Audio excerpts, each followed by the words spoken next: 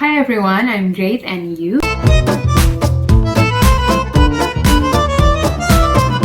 So today I'm channeling my Parisian vibes by wearing a beret because today we're going to talk about the European Heritage Days. What is it? So European Heritage Days is an annual joint event held by all 50 signatory states of the European countries in order to celebrate their heritage and culture under the theme of Europe, a common heritage. And what they do is that every year in one of the weekend in September, usually it's the third weekend. In the weekend, both on Saturday and Sunday, they create festivals, but most importantly, they open the monuments which are not usually open for public, and only on this weekend they are all open for public and it's all free. We're talking about presidential office, the mayor office, the senate, the legislative office, almost everything are open, guys. There are actually thousands of events and monuments which are open. But as of today, there is tough restriction due to coronavirus, so not everyone can go there. Last time I checked in the website, they still have events all over Europe, but obviously you have to wear your mask and bring your sanitizer and do a lot of healthy things to maintain your health. And I just want to do a throwback because in 2018 I participated in the event and it was one of the most unforgettable moments in my exchange experience, and I hope that this can also give you information about Paris, France, and the monuments inside. So these are the places that I visited during European Heritage Day in 2018. First up is the Presidential Palace or the Élysée Palace. I need to wake up really early in the morning and take the 5 a.m. metro, I think the first metro, and go to the Élysée Palace. And you have to really check which routes that you have to take, especially in Paris, because there are some road closures. And to do this, I use the RATP application. So when I arrive, I immediately go into the QQ. I think it's not much people at that time, but it's already long. So it's very important to bring your breakfast and also to stay hydrated. If you can, like, eat your breakfast beforehand, but if you cannot, then like me, I eat it while waiting. And also I was with another person, so I get to talk and catch up so I don't get bored. And at that time, like, the temperature was not really hot. It's like in Lembang, so I don't felt really hot and I can wait.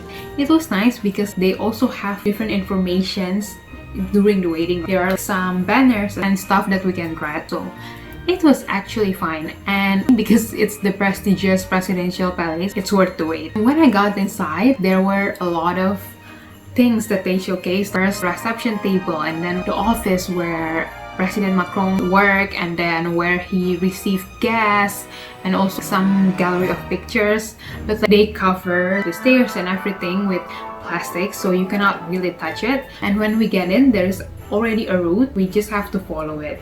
And of course you can take pictures inside, but just make sure you don't interview the other people who are going, and take your space and also take your time, because it's not every day that you can go to a presidential palace. Overall, my experience was, I think it's a beautiful palace, but it's actually not as big as other castles in Europe. I've seen more beautiful castle, but I think because it's in Paris and it's really in the middle, cannot really make it super huge, but still it's still very beautiful. And if you're Indonesian, you should also be proud of our Istana Negara and also Istana Bogor, because Istana Negara and Istana Bogor is definitely also really good. To summarize, a visit to Élysée Palace will give you a sense of how guests of honors are treated in France and about the inner working of the president. Just a side note, you can even meet the president. So usually Macron or other president, he or she goes to the presidential palace during one of the days in the Patrimoine. But just one day. If he goes on the 2 days, you will be very lucky. Also, if you've seen more amazing castles, why you should go there. Then you can also go to the L'Hôtel de Ville, which is the mayor office, and other monuments. The second place is the French Ministry of Interior. While the executive thing is handled by the president, obviously he needs some help from his ministers, and Just like the presidential palace and its Paris, also the ministerial office are old buildings, guys, old preserved buildings, and it's also very beautiful because it's the Ministry of Interior. In Indonesia, it's Kementerian Dalam Negeri. So the ministry handle all of the military as well. So they showcase cars and transportations used by the defense team and also horses. So it was really interesting. And there were sounds and musics around, so I think it was really nice too.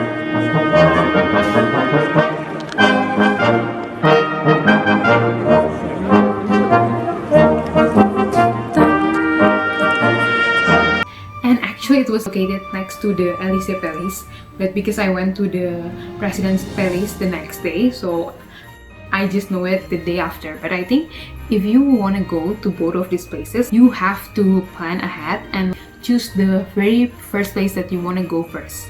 For instance, because the Ministerial Palace and the Presidential Palace is high demand and you need to long wait, so I think you should go to both of them the very first thing in the morning. And if you don't want to go to this specific ministry, there are also other ministries are open, which is near the Louvre in the Palais Royal, which is home to various government institutions. First is the Ministry of Culture, and then home to State Council, and lastly the Constitutional Council. And the Palais Royal was actually the residential place of the royal family when the Versailles was built. So it must be really beautiful as well, guys. The third place that I went was the Assemblée Nationale, or the Legislative Office. The French legislative system is divided into two parts: the Assemblée Nationale, or the Council of Representatives, and the Senate. The Senate is the upper house and the Assemblée Nationale is the lower house. The difference is that the House of Representatives is directly elected by the people, while the Senate is not. My tip is to choose between the Senate or the Assemblée Nationale because both of them are highly demanded. And the Senate is actually really pretty because it's next to a garden, guys, which is very beautiful. But you can actually visit the garden every day. So yeah, it's up to you and your preferences. Before we enter most of these monuments, there will be a security check. So just bring the things that you need. Do not overdo it.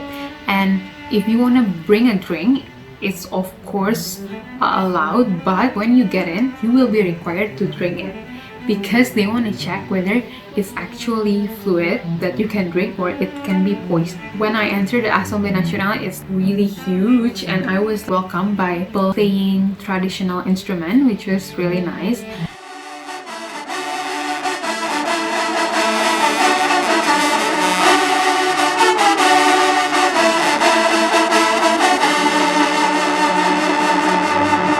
And then when I go inside, it's still very huge. They also have the reception.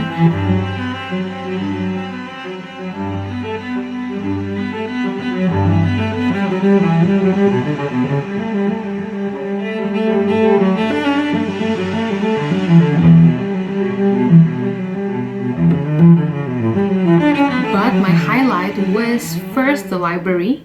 The library really beautiful, guys. I felt I've seen it in a movie, but obviously not that specific library, but it's a library of magic. If I watch a magical movie, I can imagine this library to be there. It's like so good, and the ceilings are full of pictures, which is really pretty.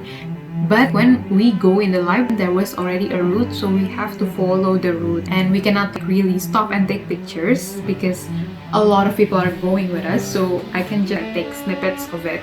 When I entered the library, I was like, wow, this is so cool. And obviously the second thing is the hall where they have the annual meetings, basically a lot of meetings there, and it was just really nice, but the seat very tight between one and another. But it's a beautiful room and a lot of people are trying to take pictures, so you need to get into the right spot if you want to take picture.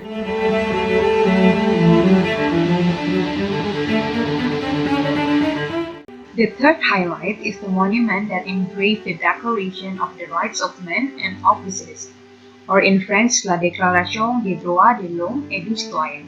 This document was issued by the National Assembly in 1789, and it was one of the principal documents in the French Revolution. as it marked the end of the ancient regime and the beginnings of a new era. The declaration consisted of 17 articles concerning, as suggested by the title, the rights of citizens such as property, voting, etc. Seeing this, you can really feel like you are in a historical place. Fun fact, the National Assembly have honey and bees. So the honey comes from the roof of the Assembly Nasional. Tasting.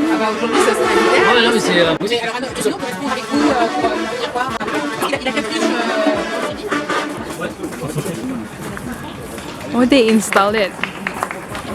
This is a democratic honey. By the way, you can also buy nice souvenirs from the monuments we visited during European Heritage Days. The fourth place that I went was the UNESCO office. Because I'm an international relations student back then, I was really excited to go to the UNESCO. It was a long line, so I think this is the UNESCO office, and then the line was 3 rows that I waited. But I think it was very worth it.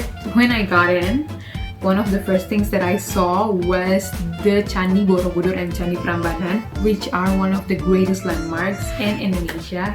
And it happens to be in my home university base in Yogyakarta. So I was like, okay, this is really cool. When I got inside, it's actually already almost 5, almost closing time. So also another tip, you have to check when is the closing time, okay? Because you want to visit all of the places that you want, so you need to plan ahead.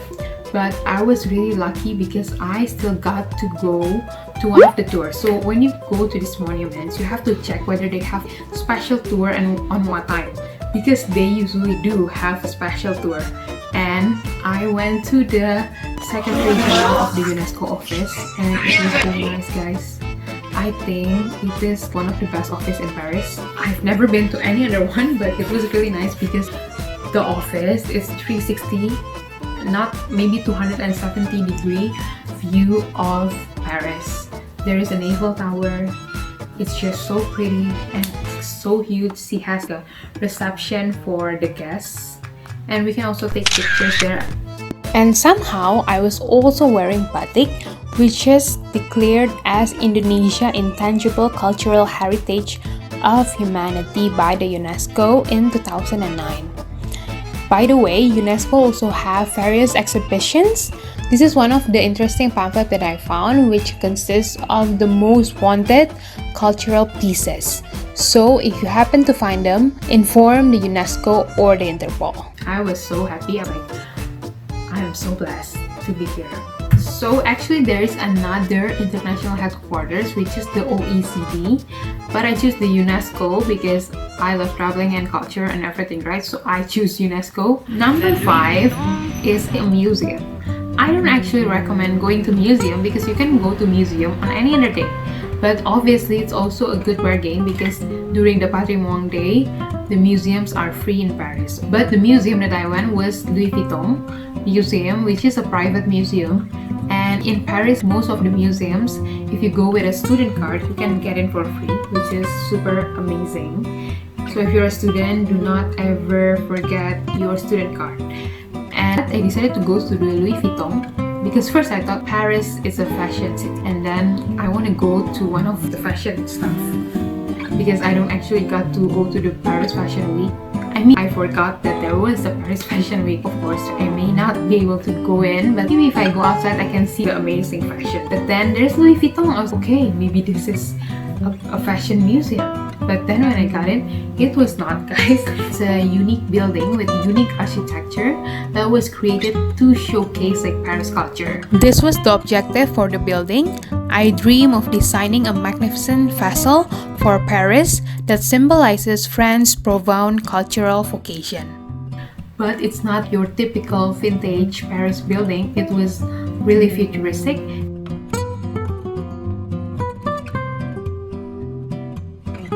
And I think it was really sustainable. They have exhibitions inside, but not about fashion. If you look around, there are like so many good places just to chill and talk with your friends. And you know, if you're a fashion person, you would love to take pictures, you should go here because seriously, there are just so many spots which are so amazing. And I can stay there all day and watch the sunset and everything because there is also a 360-degree view of Paris. And it's actually located outside Paris, but just almost outside, so that's why they can build a non-vintage building, which is really nice. So you can get a view of the city, you can get a view of trees. It was really beautiful. Okay, so that is my experience in the 2018 Journée du Patrimoine in Paris. I hope you get a glimpse of Paris, French, its politics, its monuments, beyond the usual museums and everything, because seriously, just the museums are also amazing. For those of you who are watching and wanting to go to the European Patrimoine, I suggest that you go and do your research by following the links in my description box of the top websites that I believe gave amazing recommendation that I actually follow. And I wrote a blog post writing about my experience in Journée du Patrimoine. Also, in 2018, there wasn't any requirements, but in 2019, because of the Gilets Jaunes protests, some monuments require you to register first. And I don't know what happens this year. Probably they also have some requirements due to the coronavirus. Thank you so much for watching. Comment down below which places that you found out really amazing. I found them all really good and cool, and I miss Paris. And I hope that everyone who's watching stay safe. And if you're in Paris, I heard that there is a huge increase of coronavirus number, so please stay safe. And don't forget to also like this video, share it to people who you think would want to know what is inside this governmental institution building. And most importantly, Hit that subscribe button and turn on post notification. thank you. Don't forget to be great in your own way. I'll see you on the next video. Bye!